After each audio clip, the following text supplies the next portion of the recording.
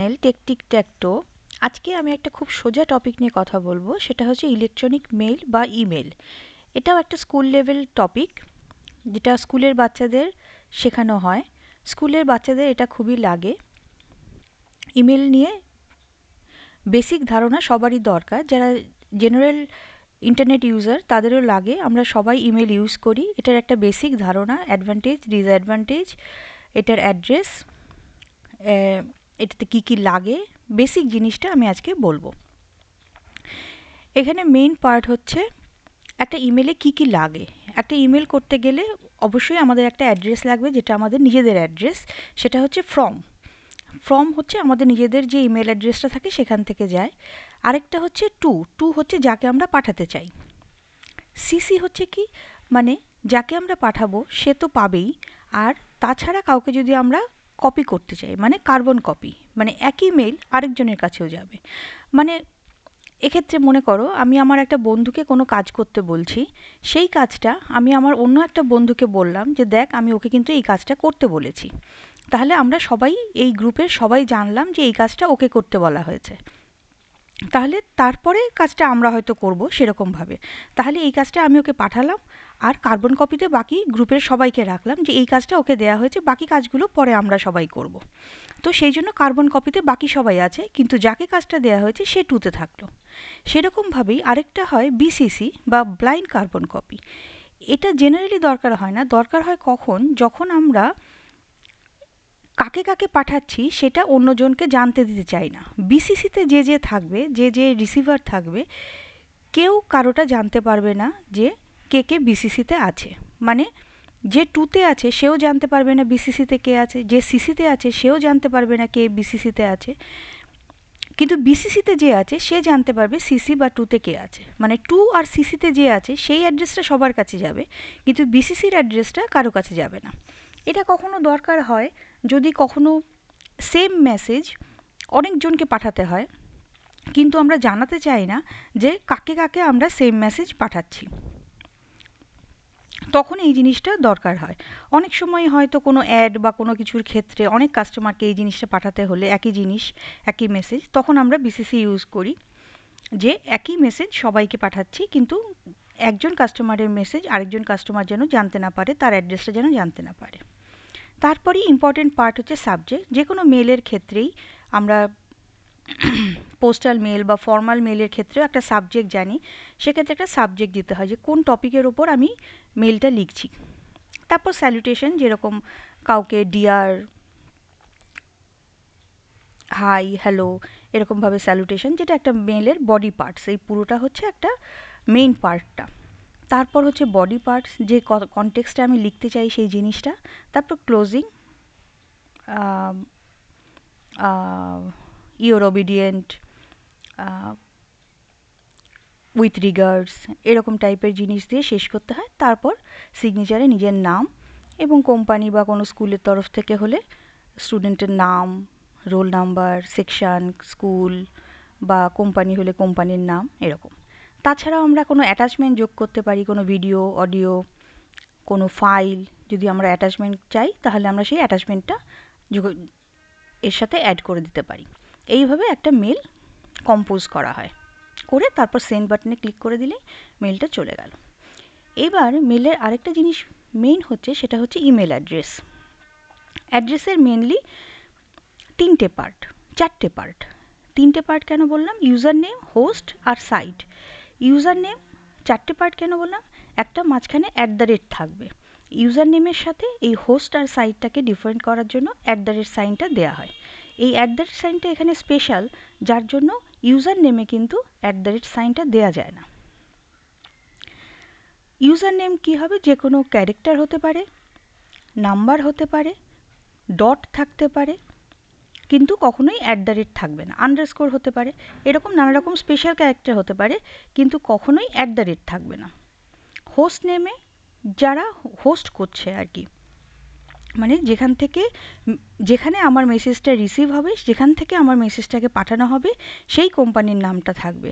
এখানে যখন আমার ইমেল অ্যাড্রেসটা হচ্ছে john@gmail.com, এখানে আমার ইউজার নেমটা হচ্ছে জন, জিমেল হচ্ছে আমার হোস্ট সার্ভার, তাহলে জিমেল আর সাইটটা হচ্ছে কম।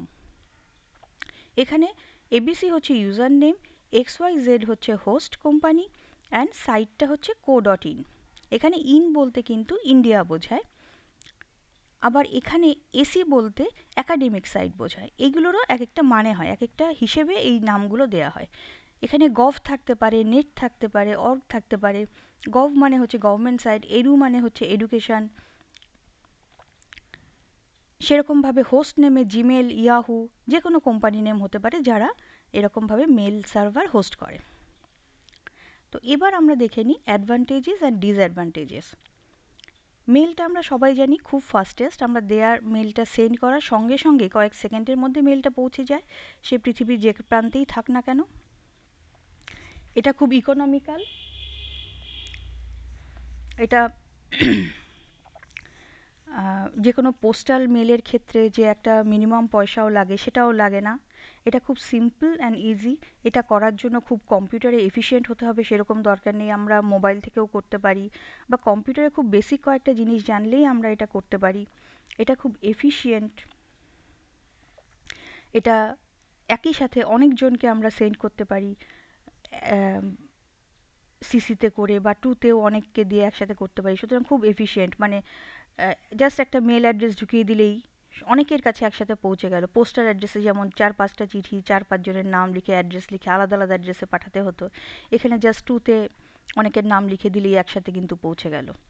এটা অনেক ভার্সাটাইল, আমরা অডিও ভিডিও যে কোনো টাইপের ফাইল আমরা পাঠাতে পারি, যে কোনো টাইমে আমরা পাঠাতে পারি, দিনে রাতে। এমনকি কোনো বন্ধুর বার্থডে উইশ করতে চাইলে আমরা একটা টাইম সেট করে রাখতে পারি যে রাত ঠিক 12টার সময় মেসেজটা চলে যাবে। তাছাড়াও আমরা যে কোনো সময় আমরা বসলাম, যে কোনো সময় আমরা পাঠিয়ে দিতে পারি। আরেকটা হচ্ছে মেল আমাদের অ্যালাউ করে যে মেসেজটা এনক্রিপ্ট হয়ে সেন্ড হবে, যাতে কি না মাঝখানে কেউ আমাদের মেসেজটাকে পড়ে ফেলতে না পারে, মানে যাতে আমাদের কনফিডেন্সিয়ালিটিটা নষ্ট না হয়, আমার মেসেজটা কোথাও গিয়ে কেউ পড়ে ফেলতে না পারে, কেউ হ্যাক করতে না পারে।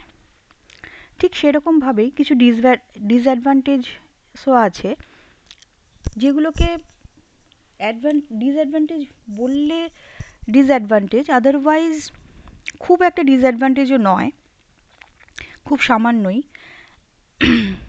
কিন্তু ডিসঅ্যাডভান্টেজ।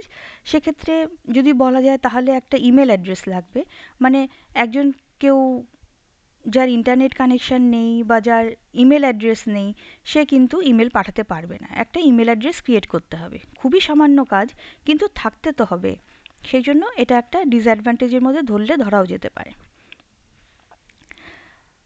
এটাকে টাইম কনজিউমিং ফর এক্সপ্লেনেশন। তার কারণ কি, মানে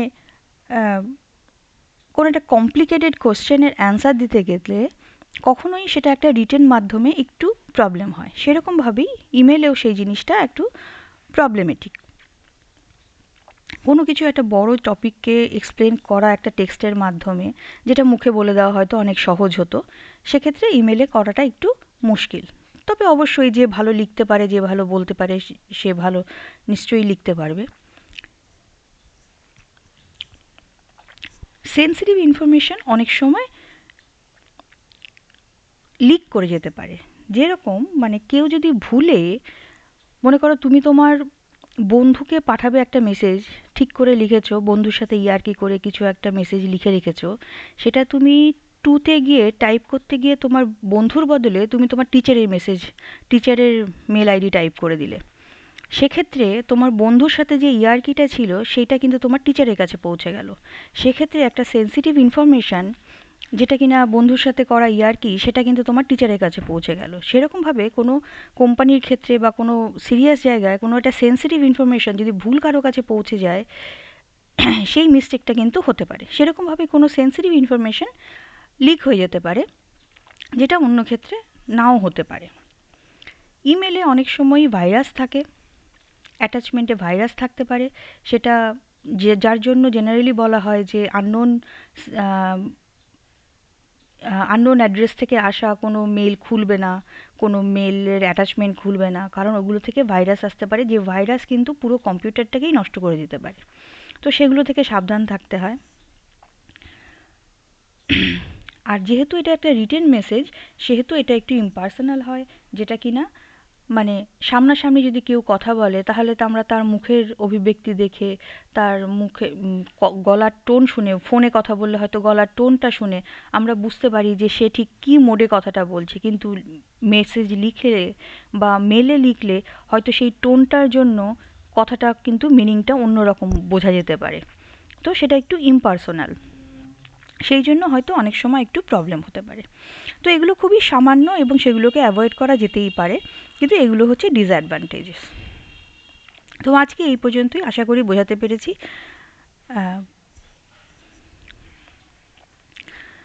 তোমাদের যদি ভালো লাগে তাহলে লাইক করে দিও, শেয়ার করে দিও বন্ধুদের সাথে যদি বন্ধুদের কাজে লাগে। আর যদি কোনো প্রশ্ন থাকে তাহলে অবশ্যই কমেন্ট করো। Thank you for watching this video.